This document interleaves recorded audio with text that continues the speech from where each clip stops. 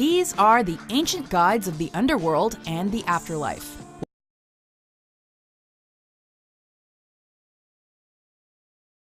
And goddesses. For this list, we're focusing specifically on Egyptian mythology only, meaning no pharaohs or Greek gods will be included. You have my leave to go. Number 10. Sobek. Sobek. Reptile demon. Sobekites were reptile worshippers. Easily identifiable by his crocodile head, this ancient Egyptian deity offered protection from the dangers of the Nile. And while Sobek was originally acknowledged as the actual creator of the river, and perhaps even of the world, he's primarily associated with fertility. Military and pharaonic power were also in his purview. The ancient Egyptians were known to mummify crocs with the hope of receiving special care from Sobek in the afterlife. Not the calmest of gods, but certainly one of the most respected. Sobek is sometimes referenced as an extension of both Horus and Ra. Number 9. Thoth. Wise lord of the sacred word, we seek your counsel. Now here's an Egyptian god known for his calm and calculating ways.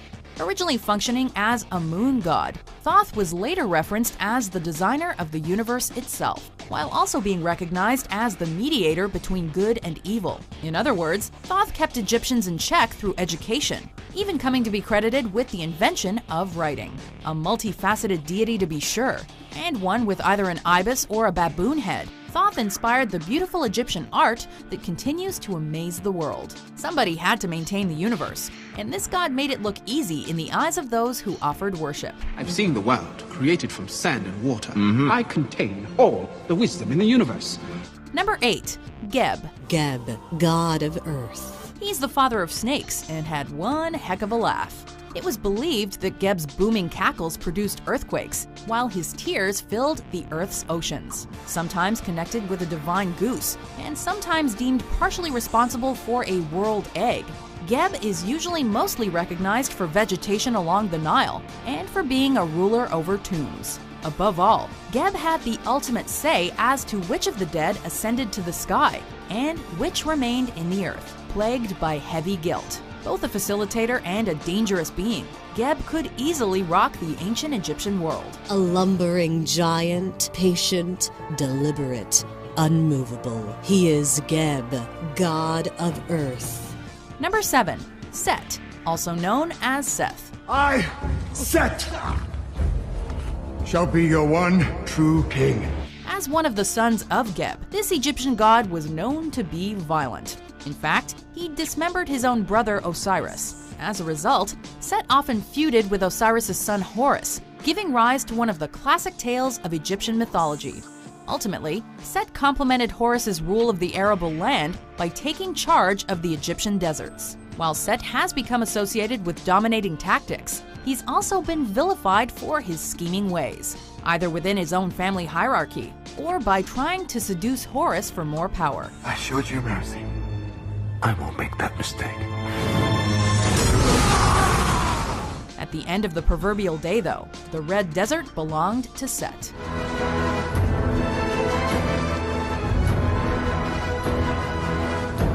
Number 6. Horus. As mentioned, this god plays a prominent role in the Osiris myth.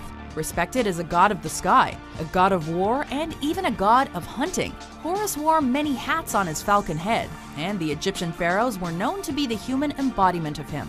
When it comes to his lasting legacy in the present world, there's the Great Sphinx, which is sometimes considered to be an aspect of Horus, representing the rising sun. With various forms of Horus emerging throughout history, he's mostly regarded as a solar deity, as well as the son of Isis and Osiris, which places him as a rival to Set. I looked up to you. Of course you did. Number 5. Isis. She spent eternity searching for the cut-up pieces of her dead husband.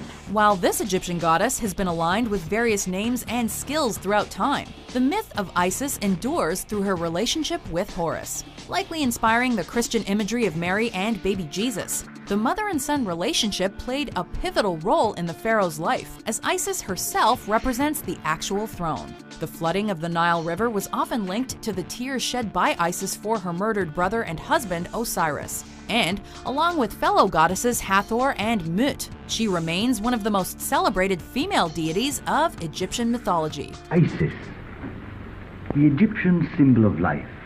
I meant it for your father. What good could that old charm have done him? Number 4. Anubis. Oh, this depicts the god Anubis sailing the boat of Ra to the underworld. Despite very few references to this god in classic Egyptian mythology, his name dates back to the Old Kingdom of approximately 2600 BC, where and when he was frequently depicted. Cited by Plutarch as the adopted son of Isis, Anubis offered protection for those in the afterlife, usually appearing with a canine head. In essence, this god had the ultimate say as to whether or not the dead could reach the underworld. When a person died, they passed into a room. They were brought before Osiris and a panel of judges. And next to them was a massive scale. Then the god Anubis weighed their heart against Mot, the goddess of truth. At times, this meant weighing the soul and guiding them along to their eternal fate. Recognized in art as both a jackal and wolf, Anubis is closely connected to the embalming and mummification process. Who's that? The dog-headed figure, is that a demon? Well, actually, that's a jackal's head. He is Anubis, the Egyptian guardian and protector of the dead. Number 3. Ra. He is the head of a parakeet. It's a falcon. Often referenced as the defining god of the Egyptian religion, this sun deity held great influence by the 5th dynasty. In fact, the famous Valley of the Kings is sometimes cited as portraying representations of Ra's beams of sunlight, and as the supposed father of the gods, he ultimately merged into the deity known as Amun-Ra.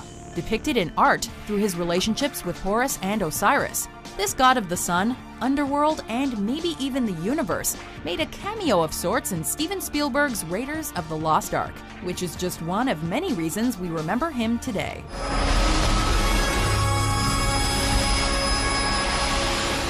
Number 2. Osiris. Osiris, the god of life, was the beloved king of all the lands made bountiful by the Nile. Son of either Geb or Ra, depending on the source, companion of Isis and the father of Horus, this is the god at the center of the Osirian myth. As the story goes, Osiris met his death at the hands of his own brother, only to be reassembled by Isis to give birth to Horus. In other words, this cycle of events led to Osiris becoming the god of the dead, meeting pharaohs after their demise and guiding them through a journey of spells and challenges. It's also been said that Osiris once ended the practice of cannibalism, restoring life to the Egyptians and transitioning them to a life of agriculture. All are welcome to the afterlife. This is my legacy. Before we unveil our number 1 pick, here are some honorable mentions.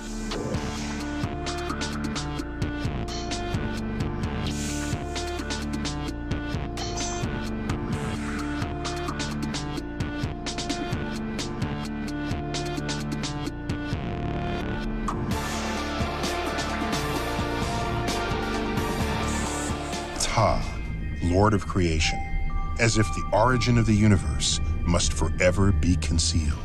Number 1. Amun-Ra.